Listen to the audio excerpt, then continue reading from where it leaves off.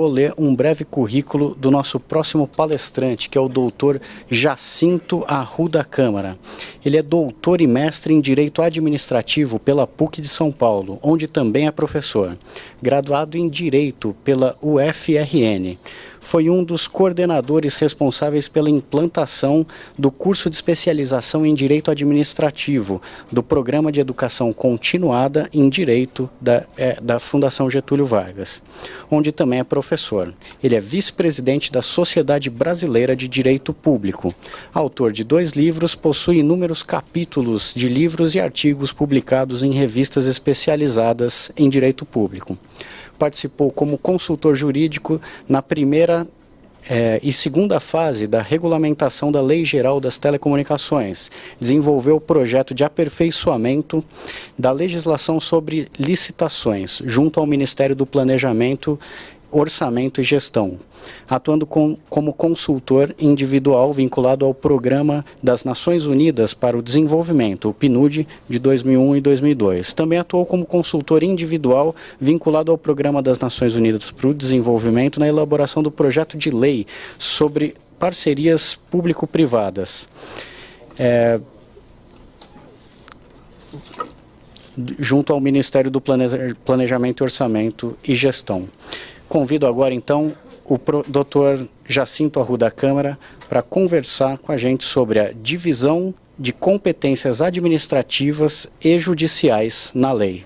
Não tive a oportunidade de comparecer pessoalmente pela manhã, mas acompanhei boa parte dos debates e das palestras pela internet. Aproveito esse ensejo para também cumprimentar quem nos acompanha pela internet e parabenizar a organização. Funciona muito bem o sistema de acesso remoto aqui da Fundação.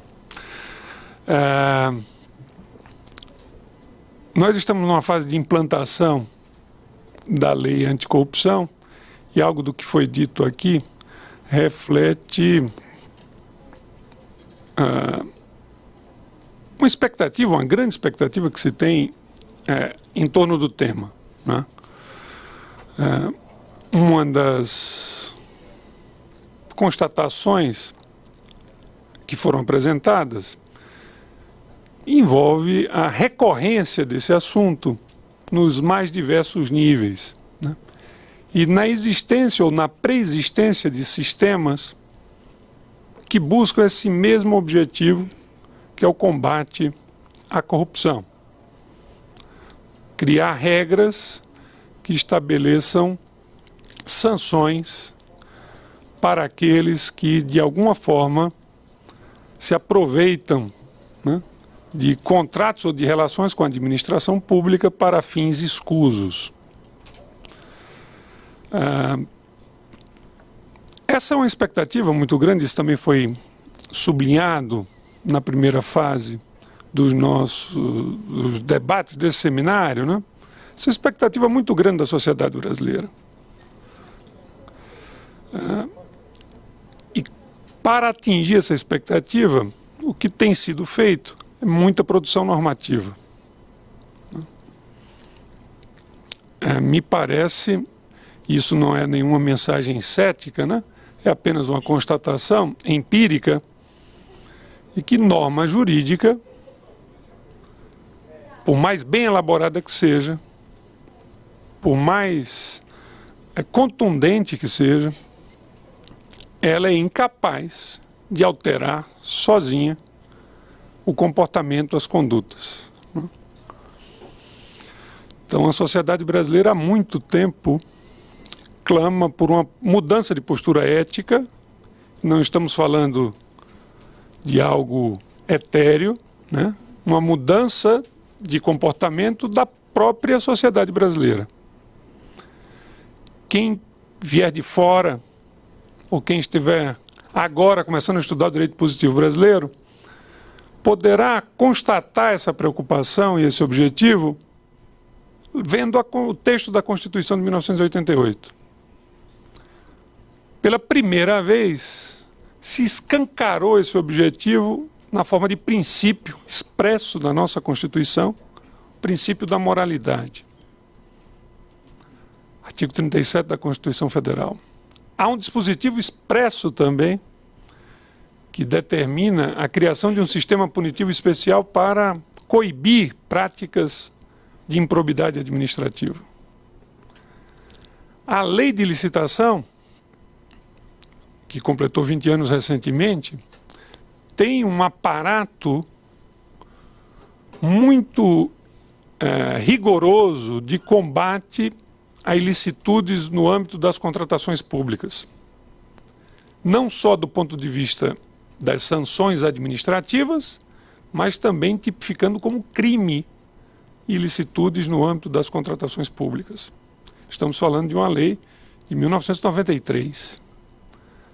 Há uma lei de improbidade administrativa que pune severamente também práticas que podem ser denominadas como de corrupção.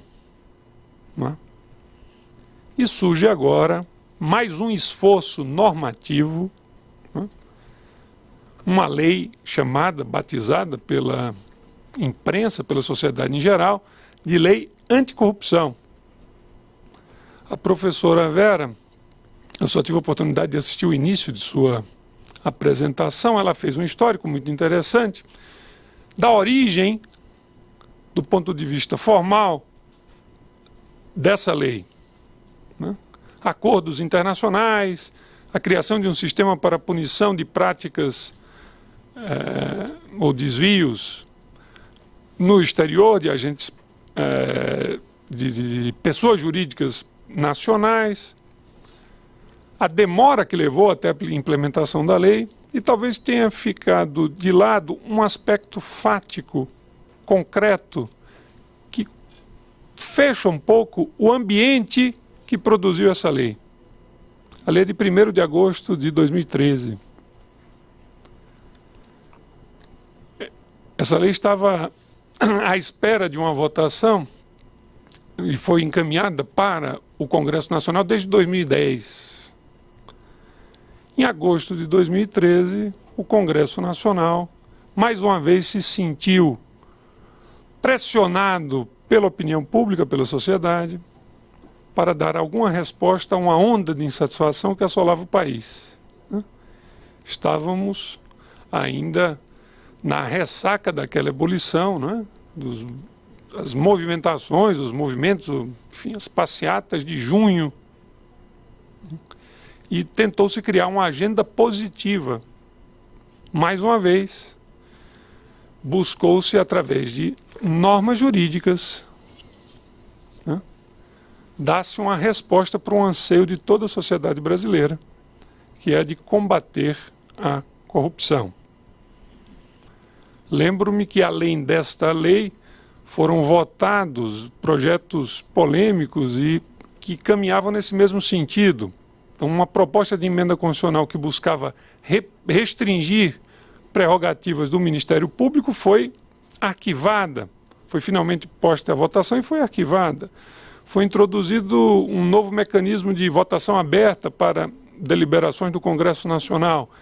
E esta lei anticorrupção saiu da tramitação normal, ou da falta de tramitação que a marcava, para ganhar, né, um grande espaço na imprensa e promover, talvez, principalmente do ponto de vista simbólico, mais um estímulo para que nós, que compomos a sociedade brasileira, né, finalmente consigamos combater de maneira efetiva a corrupção. Duvido que alguém seja contra algum mecanismo jurídico que alcance esse objetivo. Né? A criação de uma nova ferramenta que induza a diminuição da corrupção e que puna atos ilícitos, né, será sempre bem-vinda. Mas a lei surge num contexto de regras que já existiam e pelo menos de uma constatação de insuficiência dessas regras. Então, o que temos a fazer num momento como esse, estamos aqui num foro técnico de discussão, é de examinar o texto legal, né, não apenas com a boa intenção, que eu acho que todos nós devemos ter, de enxergar nisso mais uma oportunidade de a sociedade brasileira avançar no sentido de diminuir a sensação de que vivemos numa sociedade marcada por essa chaga que é a corrupção. Mas precisamos ver tecnicamente quais são as diferenças, as peculiaridades e eventuais dificuldades que esse novo sistema legislativo propicia. Qualquer dificuldade de interpretação, eventual crítica, faço já desde já essa ressalva, não será feita aqui, obviamente, no sentido de prejudicar a aplicação de um sistema normativo que venha a trazer esse benefício, esse valor que todos almejamos, né? É apenas uma análise técnica tentando diagnosticar reações futuras desse mecanismo. Já foi dito aqui, eu reitero, não é fácil, não será fácil dar plena aplicação a essas regras, tá? Isso precisa de uma maturação. A lei de improbidade administrativa, que também tem quase 20 anos, já completou 20 anos, ela até hoje desperta alguma polêmica, alguma dúvida quanto ao seu teor, ao seu alcance. Essa lei anticorrupção não será diferente. Feita essa introdução, vamos direto ao tema que foi selecionado. Divisão de competências administrativas e judiciais. Vamos primeiro comparar esse assunto com os outros sistemas já existentes. É uma novidade separar de um lado competência administrativa e de outro lado competência judicial? Não. Não há uma novidade em si nessa metodologia, tá? Se vocês analisarem a lei de licitações, a lei 8666, constatarão que existem sanções administrativas, todas elas passíveis de aplicação na esfera administrativa, e existem aquelas sanções penais que, obviamente, são reserva do Poder Judiciário. A lei de improbidade administrativa, por sua vez, embora não adentre na esfera penal, ela depende de decisão judicial para ter suas sanções aplicadas, tá? Qual o sistema, qual a organização e a separação de competências que veio na lei anticorrupção? E aqui podemos encontrar algumas características que trazem peculiaridades desse sistema punitivo comparando com os demais, né? Não uma divisão em si, mas sim um critério de divisão. A lei anticorrupção reservou para a administração competência relativa a um certo tipo de sanção. Eu não vou entrar aqui na esfera das sanções e trabalhar profundamente esse tema. Esse é o tema da palestra seguinte do professor Floriano de Azevedo Marques. Mas cabe à administração desenvolver um processo e aplicar sanções de caráter, vamos assim dizer, obrigacionais, patrimoniais, pecuniários. São duas as sanções que a administração pode aplicar com base nessa lei: multa e uma obrigação de publicação extraordinária, publicar a decisão administrativa em órgãos de imprensa, em sites, enfim, dar divulgação à sentença, à decisão condenatória que tenha sofrido no âmbito administrativo. A lei reservou ao judiciário, e aqui não estamos falando de sanções penais, mas sanções de caráter comportamentais. E aí há uma diferença entre esse sistema punitivo e o sistema da lei de licitação em geral e da lei de pregão. Então, para impor uma sanção que restrinja direitos da pessoa jurídica, que impeça essa pessoa jurídica de celebrar novos contratos com a administração, impeça de atuar na sua atividade fim, que venha até a desconstituir a pessoa jurídica, é necessário recorrer ao Poder Judiciário, de acordo com a Lei Anticorrupção. Tá? À administração foi reservada a atribuição de aplicar sanção de caráter pecuniário, multa.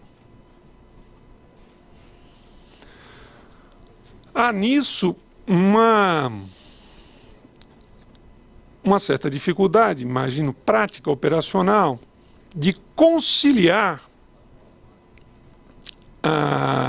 o mecanismo de aplicação de sanção por um evento que seja punível pela Lei 8666, a Lei de Licitação, e também pela Lei Anticorrupção. Então foi constatado um certo evento ilícito, né, ou há uma suspeita de evento ilícito na execução de um contrato administrativo ou na participação de uma licitação. Me refiro a duas situações que estão abarcadas tanto pela Lei Anticorrupção quanto pela Lei 8666. A administração pública, se utilizar o sistema punitivo da Lei 8666, poderá aplicar uma sanção administrativa que restringe direitos da pessoa jurídica, pode suspender o seu direito de licitar, de contratar, pode declarar inidoneidade, sem depender do judiciário. Para aplicar esse sistema da Lei Anticorrupção, será necessário promover uma ação judicial. A Lei Anticorrupção, portanto, criou uma reserva jurisdicional nesta matéria. Tá? Então, a primeira diferença ou particularidade que eu chamaria a atenção nessa divisão de competências é essa da extensão ou da proteção que se quis dar para certas sanções restritivas de direitos que está presente nessa Lei Anticorrupção. Então, se alguém for pura e simplesmente comparar esse aspecto, terá que chegar à conclusão de que houve uma retração do poder punitivo estatal na medida em que, antes disso, ou num outro sistema que continua em vigor, é bom ressaltar isso, isso já foi dito na parte da manhã, é possível atingir o mesmo objetivo através de procedimento administrativo, enquanto, de acordo com esse sistema, é necessário uma medida judicial. Bom, feita essa primeira abordagem, vamos agora entrar no detalhe da competência ou daquilo que foi reservado à competência administrativa pela lei. Né? Envolve a aplicação das sanções que eu acabei de mencionar, por intermédio de um processo administrativo, e aí vem algo que, do ponto de vista material, e é mais fácil de perceber e de valorizar essa diferença quando analisamos aspectos concretos, fáticos, práticos, do que meramente o texto abstrato das normas. Houve aí uma intenção, ao meu ver, muito clara, de produzir um mecanismo de autocontrole mais eficiente. Autocontrole administrativo da administração, do Poder Executivo e da administração como um todo. Do ponto de vista jurídico formal, nada impedia que já fosse desenvolvido e aplicado um mecanismo de controle, de autocontrole dos seus atos pela administração pública. A lei de processo administrativo, a lei de improbidade administrativa, ela confere competência para promover a ação de improbidade para a própria administração pública, embora na imensa maioria dos casos quem promova a ação de improbidade seja o Ministério Público. O mecanismo da Lei 8666, ele é plenamente utilizável pela administração. A Lei 8666 não descreve competências. Caberia a cada ente federativo, se considerasse conveniente, eleger um órgão para assumir essa função, um órgão que fosse dotado de certa autonomia interna. A verdade é que isso não foi feito, pelo menos a contento, ou começou a ser feito em certas esferas de poder. E aí temos que nos distanciar um pouco do formalismo e ir para a origem desse projeto e ver que esse projeto foi concebido neste órgão, num destes órgãos, a Controladoria Geral da União. Né? Então, a atribuição de competência para instaurar, julgar e promover, processar esses atos, né? A maneira que foi disposta na lei, ela, se não inova do ponto de vista jurídico formal, talvez não seja identificável como uma grande inovação, porque isso nunca foi proibido, né? Pelo menos deixa muito clara um desejo, ou um incentivo, ou um fomento ao fortalecimento desses órgãos. Então, do ponto de vista prático, algo que eu, pelo menos, trago essa expectativa, é que os mecanismos de controle, quer dizer, no âmbito federal, a CGU, no âmbito estadual, inclusive pelo desenho que foi feito no decreto, a Corregedoria Geral da Administração, aqui no âmbito da administração paulista, passe a desempenhar um papel de controle e de punição, de sanção, mais intenso do que o que vinha sendo exercido historicamente. Tá? Então, como funcionará essa atuação administrativa, essa divisão de competências administrativas? Então, uma novidade é essa previsão de competência concorrente entre a autoridade superior, que aqui no caso da administração de São Paulo ficou sendo, na administração direta, o secretário da pasta responsável, ou Procurador-Geral do Estado, se for o caso, não é? Ou, concorrentemente, o presidente da, como é o nome da sigla aqui? É CGA, né? Da CGA. Isso confere um estímulo a que a ação da administração pública seja mais...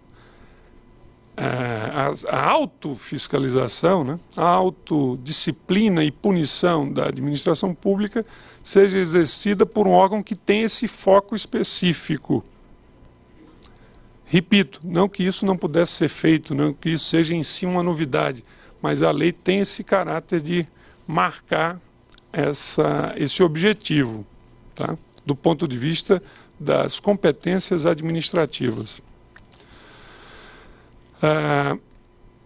Aqui eu chamo a atenção para uma outra competência, aqui cautelar, que dentro desse contexto prático pode causar uma mudança significativa. A lei, aí eu estou falando na lei anticorrupção, na lei federal, na norma federal, estabelece que certas medidas de caráter cautelatório deverão ser pleiteadas em juízo, por questões de reserva de jurisdição que a Constituição assegura até, né? Então, a realização de uma investigação no âmbito administrativo existem limitações. A lei conferiu poderes estabeleceu competência para que os órgãos de instrução pleiteassem judicialmente uma busca e apreensão, por exemplo. Mas uma novidade que me chamou a atenção foi a competência para a autoridade incumbida de fazer a instauração e o julgamento sustar os atos objetos de investigação. Então, bom, a administração pode sustar, suspender a eficácia de atos. Normalmente, sim. Mas a partir do momento em que se aplica e se entende que quem detém essa competência é o órgão de controle interno, então a CGU no plano federal, vai poder sustar um contrato, um edital de licitação, por decisão própria. É um poder acautelatório da autoridade competente para instaurar o processo de responsabilização e para julgar esse processo. É claro que estamos aí no âmbito de uma regulamentação que foi feita e isso pode ser modificado se for entendido de maneira conveniente. Mas é mais uma ferramenta para que os órgãos de controle interno exerçam mais influência na gestão e no controle, na prevenção de atos lesivos contra a administração pública. Então,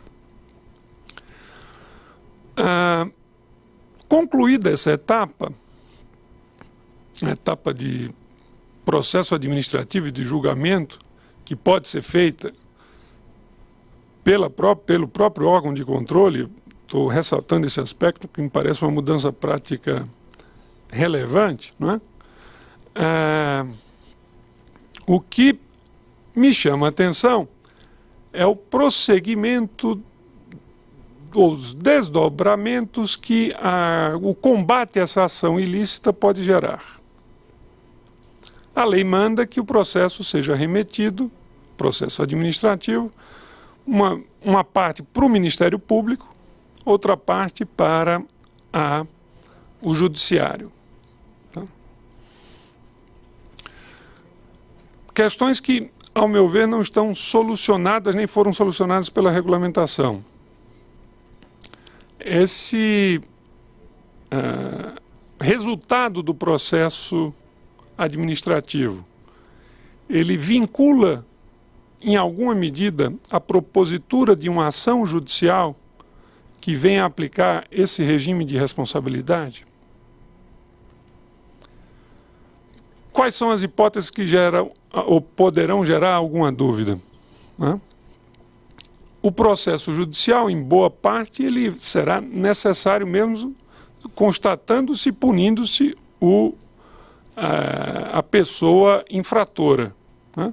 Alguém praticou um ato, a administração instaura o processo, pune, pode punir administrativamente através de multa ou publicação extraordinária, deu a pena máxima, tudo bem, não tem questionamento quanto a isso, mas para as outras sanções passarem a existir, é necessário promover uma ação.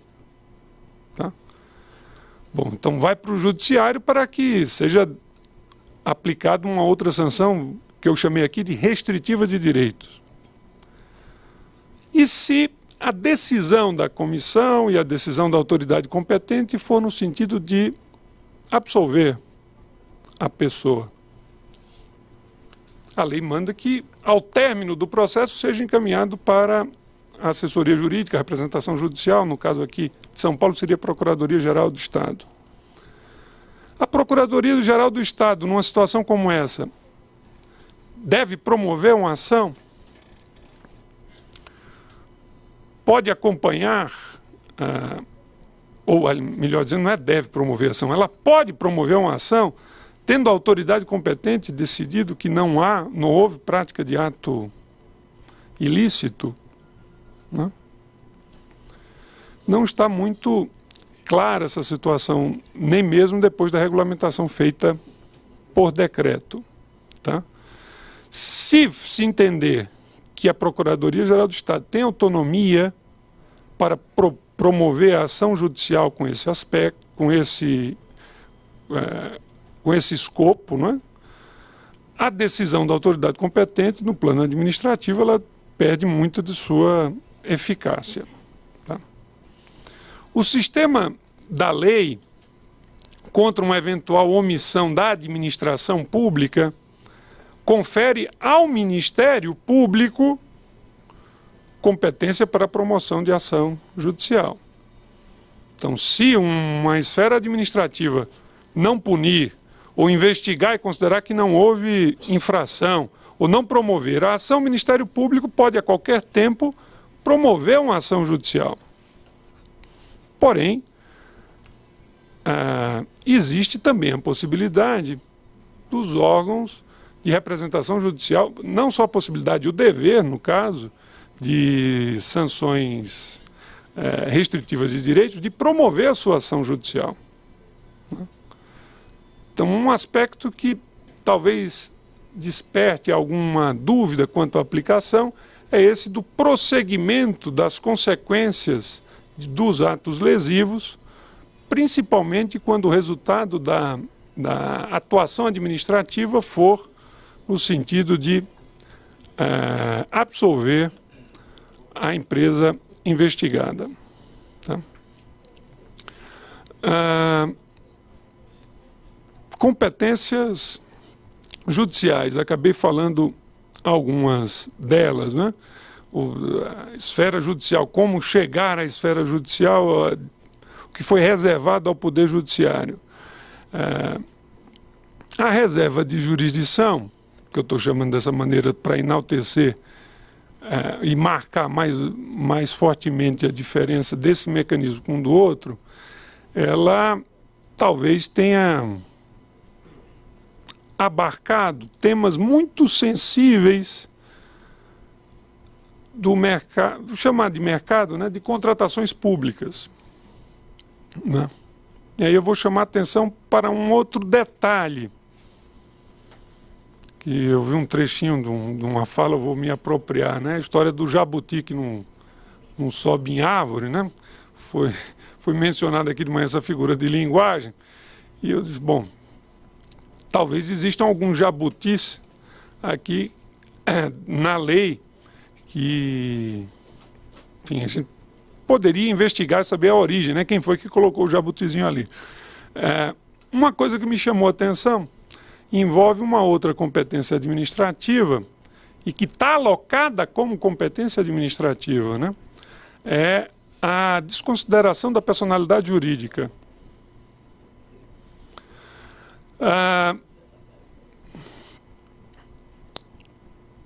Uma das dificuldades de criar um sistema punitivo eficiente, eficaz, em matéria de controle da administração pública, é cercar certos agentes delituosos dos subterfúgios formais que ele emprega. Né? O cara tem não sei quantas empresas, participa de várias licitações, sempre que é punido ele substitui a empresa que vai licitar. E muitas vezes também ocorre de grupos conglomerados econômicos cometerem ilicitudes e mesmo assim permanecerem aptos a celebrar contratos e a participar de licitações através de outras empresas.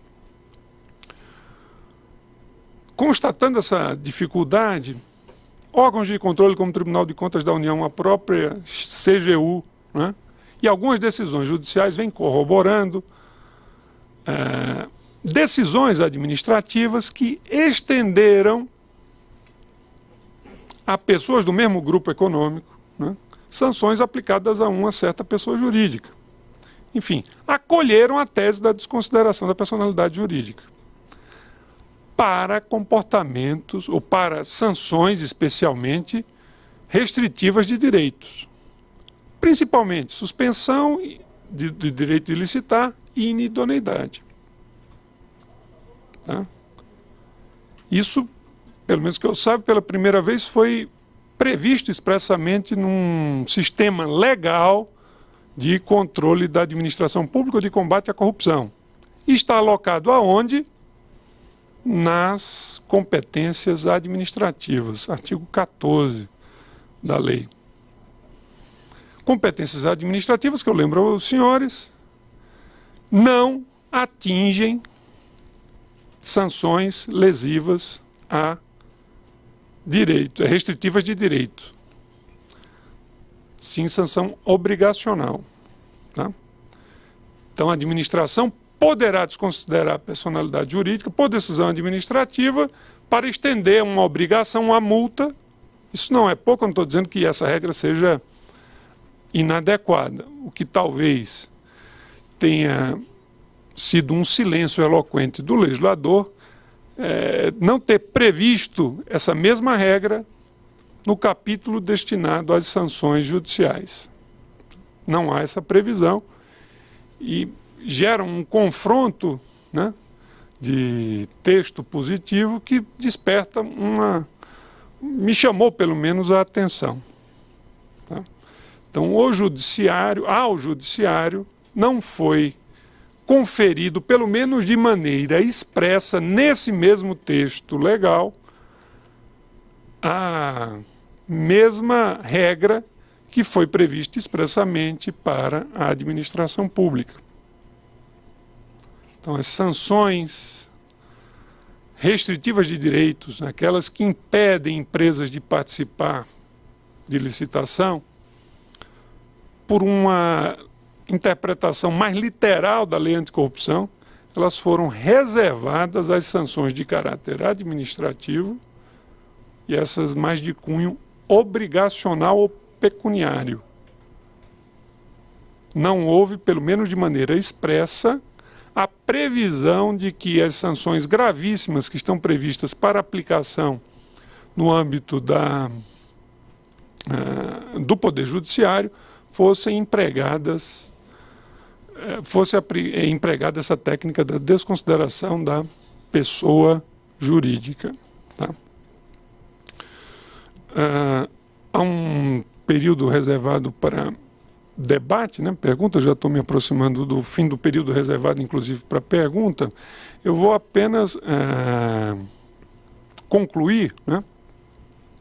Apontando uma última dúvida de interpretação que me ocorreu nessa primeira leitura, que envolve a prerrogativa que o Ministério Público tem de promover uma ação judicial para buscar no judiciário a aplicação de sanções reservadas para a administração, quando a administração for omissa. Tá? Sanção obrigacional, eu não mencionei aqui, mas é a aplicação de multa, e é uma multa que pode chegar a um valor bastante considerável. Diria até, do ponto de vista financeiro material, pode superar qualquer outro sistema punitivo em vigor no país. É algo que pode chegar a 20% do faturamento da empresa, anual da empresa. Isso é algo relevante. Se a administração for omissa na aplicação dessa sanção, o Ministério Público pode promover a ação de responsabilização, também exigindo a aplicação desse tipo de sanção. Tá? A dúvida de interpretação que me ocorre é porque a lei restringe, ao contrário das outras competências para promover as outras sanções, em que há uma concorrência pura e simples prevista na lei, tanto pode o Ministério Público quanto a administração, em matéria de sanção reservada para a administração, o Ministério Público poderá incluir esse pedido se houver omissão da administração. Aí me ocorre de saber quando a administração pode ser considerada omissa, né? Desde quando? Ela pode ser considerada omissa a qualquer tempo, quando instaura um procedimento e demora para tomar decisão, quando toma uma decisão e o Ministério Público considera que a sanção aplicada é insuficiente. Isso possivelmente produzirá algum tipo de debate, não prévio, porque é muito pouco provável que o Ministério Público, pura e simplesmente, peça a sanção que ele considerar legítima, né? Mas muito possivelmente, no momento em que a empresa objeto da ação for citada e tiver que se defender, ela apontará que já sofreu essa mesma sanção no âmbito administrativo e aí esse tema possivelmente surgirá. Bom, eu fico à disposição, aqui agradeço muito a atenção, fico à disposição dos senhores para responder perguntas, caso elas existam, ou se, dependendo da organização, se isso ficar para a parte posterior, também estou à disposição. Doutor Jacinto, nós recebemos uma questão da Roseli Salvador. Ela pergunta: não seria mais prático unificar as legislações relativas a atos ilícitos e buscar sanar as lacunas? do que criar mais uma lei que, de certa forma, não traz grandes novidades? Sim, se formos analisar apenas pelo aspecto formal, né, apenas pelo aspecto sistêmico, seria ideal que houvesse um único diploma legislativo e que, de maneira articulada, prescrevesse o conjunto de infrações, de sanções aplicáveis, definição de competência. Isso seria o ideal. Tá? No mundo real, né, da produção legislativa, essa sistematicidade é uma utopia, né? Depende de uma série de fatores, né, e que torna, por muitas vezes, inviável uma alteração legislativa com esse tipo de abordagem, né? Como apresentar, estou aqui fazendo algumas conjecturas, alguma lei que revogue ou que altere ou que deixe de aplicar a lei de improbidade administrativa. Certamente encontrará uma grande resistência de parte da sociedade. Mesmo alterar a lei de licitação de uma maneira integral, né, ou a parte punitiva, isso não é fácil, né? Então a experiência, não só em matéria punitiva, mas em licitação, por exemplo, foi dito aqui no início da minha apresentação, algo que eu já estava até me esquecendo. Eu participei de um projeto de revisão da Lei 8666 em 2002. E o objetivo muito audacioso da Administração Pública Federal era fazer uma nova lei geral de licitações. Mas nunca foi para frente esse negócio. Dificilmente, há hoje em tramitação não sei quantos projetos na Câmara, no Senado para mudança. Eu sou muito cético também em relação ao sucesso desse tipo de projeto. As reformas recentes nesse segmento ocorreram nesse modo meio assistemático que presenciamos agora em relação à lei anticorrupção. Vai uma leizinha nova aqui para tratar de um probleminha acolá. Assim foi com a lei do pregão, que não alterou nada, né? Agregou, com as mudanças pontuais nas leis de concessão em matéria de processo licitatório, com regime diferenciado de contratação. Então, a tentativa de sistematizar, ela, acho que é válida, seria ideal, mas é muito difícil de, na prática, conseguir politicamente engendrar esse objetivo. Doutor Jacinto, temos também na verdade são 3 perguntas. A Fernanda Vick, do ITESP, Instituto de Terras do Estado de São Paulo. Temos a Lei 8666 de 93 e a Lei 12.846 de 2013. A coexistência de 2 sistemas punitivos permite que a administração escolha livremente qual deles aplicar ao licitante contratado? A segunda pergunta, seria necessário fazer uma escolha previamente, já no processo licitatório, no edital? E a terceira é, a competência para a propositura da ação judicial, o artigo 3º, parágrafo 3º, é da Procuradoria-Geral do Estado, mesmo se tratando de autarquias e fundações? Artigo 3º, parágrafo 3º, suponho que seja do decreto que regulamentou aqui no nível estadual a lei anticorrupção, né? Procuradoria-Geral do Estado. Uhum. Então vamos lá. Primeira questão, se a lei de licitação, as sanções da lei de licitação, elas podem ser, ou podem conviver, ou podem optar entre um sistema e outro sistema. Da maneira que está posta na lei anticorrupção, é possível optar sim. Então, e me parece que o decreto teve esse objetivo, o decreto estadual paulista, né? Disse, olha, a comissão, quando começar o processamento, né, ela, melhor dizendo, não é bem optar, né? Ela pode aplicar simultaneamente os dois sistemas. Então, ou ela deve aplicar simultaneamente os dois sistemas. Então, inicia o processo, a comissão que é incumbida de aplicar a lei anticorrupção deve dar alguma destinação para o procedimento específico da aplicação da lei 8666, ou da lei de pregão, quando for o caso, né? Poderia optar por uma das duas? Eu acho complexo que a administração faça essa opção e abra mão da aplicação de um regime punitivo.